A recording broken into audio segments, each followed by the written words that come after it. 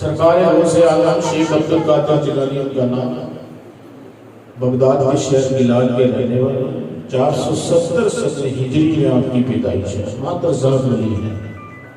نجیب الطرفین ہے. نجیب الطرفین اس کو کہتے ہیں جو حسنی کو اور حسینی کو.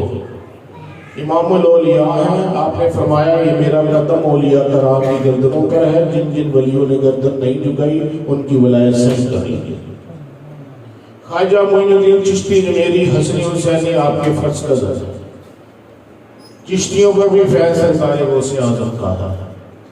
خراسان کے جنگلوں میں خواجہ معین الدین چشتی جمیری نے اپنی گردن جھکا دی. مریدین نے فرمایا, مریدین نے کہا یا سیدی یا مرشدی یہ کیا کیا آپ نے اپنی گردن کیوں سجا دی, نیچے کیوں کر دی؟ فرمانے لگے بغداد کے اندر عبدالقادر نے فرمایا ہے قدمی ہاذا, یہ میرا قدم جو ہے تمام اولیاء کرام کی گردنوں پر ہے. جس ولی نے گردن نہیں جھکائی اس کی ولایت سلب کر لی.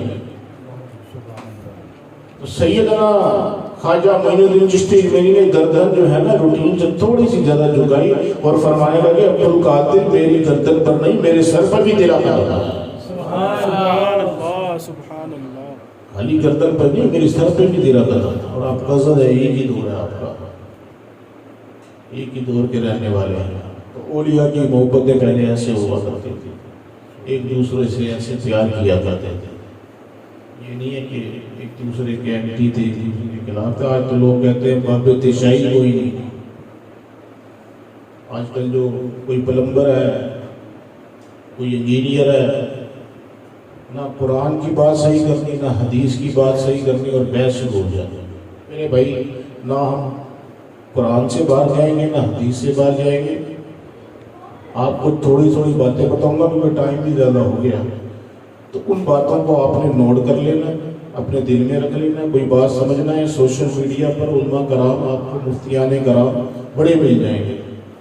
اب آج کل کا دور نہیں ہے کہ 500,000 بندہ اکٹھا کیا جائے, عالم صاحب کو بلائے جائے اور بات کی جائے. آپ خود اس چیز کو اب نوٹ کریں, لکھ لیں, یا کسی بھی یوٹیوب کے چینل پہ. تو ٹک ٹاک پر بھی بڑے مولوی آ رہے ہیں, لیکن صحیح العقیدہ العالم کو سنیں کہ ولی اللہ کہاں سے ثابت ہے. قرآن میں ہے, قرآن میں الا ان اولیاء اللہ لا خوف ولا هم يحزنون. اللہ کے ولیوں کو نہ کوئی خوف ہے نہ کوئی غم ہے. ٹھیک ہے, میں نے قرآن پاک کی آیت آپ کو بتا دی, اس کے بعد حدیث پہ آ جائیں گے. اللہ عز و جل سرکار دو عالم نور مجسم فرماتے ہیں کہ ولی ہوتا کون ہے. ولی وہ ہوتا ہے کہ جب انسان فرائض کی ادائیگی کرتا ہے. کس کی ادائیگی کرتا ہے؟ فرض نمازیں پڑھتا ہے, فرائض کی ادائیگی کر لیتا ہے, پھر وہ ساتھ نفل بھی پڑھتا ہے. اس کو یہ ریاضت کرتے اس پر ایک مقام ایسا بھی آ جاتا ہے جس آنکھ سے وہ دیکھتا ہے وہ آنکھ اللہ کی ہوتی ہے. سبحان اللہ. اس کی ہوتی ہے اللہ کی ہوتی ہے. جس ہاتھ سے وہ پکڑتا ہے وہ ہاتھ اللہ کے ہوتے ہیں. جس قدم سے وہ چلتا ہے وہ قدم اللہ کے ہوتے ہیں. سبحان اللہ. جس کان سے وہ سنتا ہے وہ کان اللہ کے ہوتے ہیں. اب یہ نہیں ہے جو کان اللہ کے ہوتے ہیں, اللہ تعالیٰ انہیں پاور, انہیں اتھارٹیز, ان کو اختیارات اتنے دے دیتا ہے کہ وہ اپنا تصرف کر کے مشکلات کو آسان کر دیتے ہیں. حدیث کی چیز کی ہے, بخاری شریف. ٹھیک ہے, اب قرآن پاک سے بھی ثابت ہو گیا.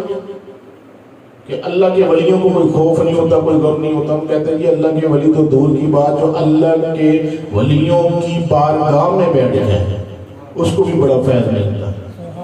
اب آپ لوگ تو ماشاءاللہ سے سارے پڑھے لکھے، آپ کہیں گے اس کے بارے میں بھی کوئی حدیث بتائیں. ٹھیک ہے، اب اس کے بارے میں حدیث یہ ہے کہ ایک شخص اللہ والوں کی محفل کے پاس آ کے بیٹھ گیا،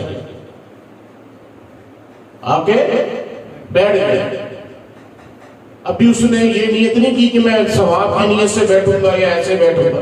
وہ آیا آ کے محفل میں بیٹھ گیا، کیونکہ جہاں اللہ اور اس کے نیک بندوں کا ذکر ہوتا ہے وہاں ایک سکونت اترتی ہے، سکون اترتا ہے، فرشتوں کا نزول ہوتا ہے.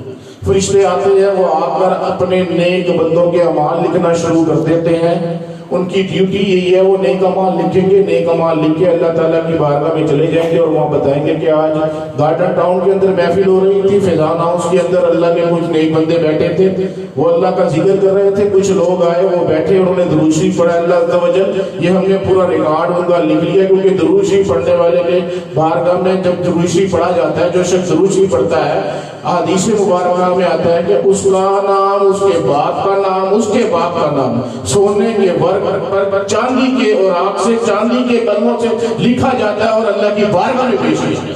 سبحان اللہ، سبحان اللہ. اس شخص درود شریف پڑھتا ہے نا، اس کا نام، اس کے باپ کا نام اور اس کے باپ کا نام فرشتے لکھ لیتے ہیں اور جا کے اللہ عز و جل کی بارگاہ میں پیش کرتے ہیں کہ آج اس شخص نے جو فلانا فلانا فلانا کا بیٹا ہے، حضور صلی اللہ علیہ وسلم پر درود السلام پڑھا، اللہ عز و جل ہم نے اس کا یہ ثواب لکھ دیا اور تیری بارگاہ میں پیش کر دیا. اب جب اللہ کے نیک بندوں کی محفل ہوتی ہے، درود و سلام ہوتا ہے، قرآن پاک ہوتا ہے، ذکر ہوتا ہے، اذکار ہوتا ہے، فرشتوں کا نزول ہوتا ہے. کچھ فرشتے ایسے ہیں اللہ تعالیٰ نے ان کی ڈیوٹی یہی لگائی ہے کہ وہ جا کر دیکھتے ہیں زمین پر کہاں اللہ اور اس کے محبوب کا ذکر ہو رہا ہے. وہ آتے ہیں، محفل میں بیٹھ جاتے ہیں، بیٹھ کر تمام ثواب وہ لکھتے ہیں، اللہ عز و جل کی بارگاہ میں چلے جاتے ہیں. اللہ عز و جل جو پہلے سے جانتا ہے وہ پوچھتا ہے، بتاؤ میرے بندے کیا کر رہے تھے؟ اللہ عز و جل تیرا ذکر کر رہے تھے. Very good. اچھا کیا مانگتے تھے؟ اللہ عز و جل دوزخ سے پناہ مانگتے تھے. اللہ عز و جل کیونکہ جانتا ہے ان سے پوچھتا ہے، بتاؤ دوزخ سے پناہ تو مانگتے تھے، کیا انہوں نے کبھی دوزخ دیکھی ہے؟ اللہ عز و جل دیکھی تو نہیں. اگر دیکھ لے تو کیا کرتے تھے؟ دیکھ لیتے تو اللہ عز و جل اور ڈرتے. تو اللہ عز و جل فرماتا ہے فرشتوں گواہ ہو جاؤ، کیونکہ وہ دوزخ کو بنا دیکھے دوزخ سے ڈر رہے تھے. تم گواہ ہو جاؤ کہ میں نے ان سب محفل میں بیٹھنے والوں کو جنت عطا سبحان اللہ، سبحان اللہ. سب کو بخش دیا کیونکہ وہ دوزخ سے ڈرتے تھے. پھر اللہ عز و جل کچھ لوگ تھے تیری جنت میں جانے کا بڑا شوق، کیونکہ جنت میں تو حوریں ملے، کیونکہ ہم تو ڈائریکٹ جنت کی سیر کرتے ہیں نا، کوئی اور کام تو کرتے نہیں. آج کل تو ہمارے یہ حالات ہے کہ بس پیر صاحب کا ہاتھ پکڑے اور ڈائریکٹ جنت کا ٹکٹ مل جائے. تو اللہ عز و جل فرشتوں سے پوچھے گا، اللہ عز و جل کچھ لوگ ایسے بھی تھے جو تیرے جو ہے نا جنت میں جانے کے خواہش مند تھے. اللہ عز و جل فرماتا ہے کیا انہوں نے جنت دیکھی ہے؟ وہ کہتے ہیں یا اللہ انہوں نے جنت تو نہیں دیکھی. اللہ عز و جل فرماتا ہے پھر گواہ ہو جاؤ کہ میں نے ان کو جنت عطا کر دی.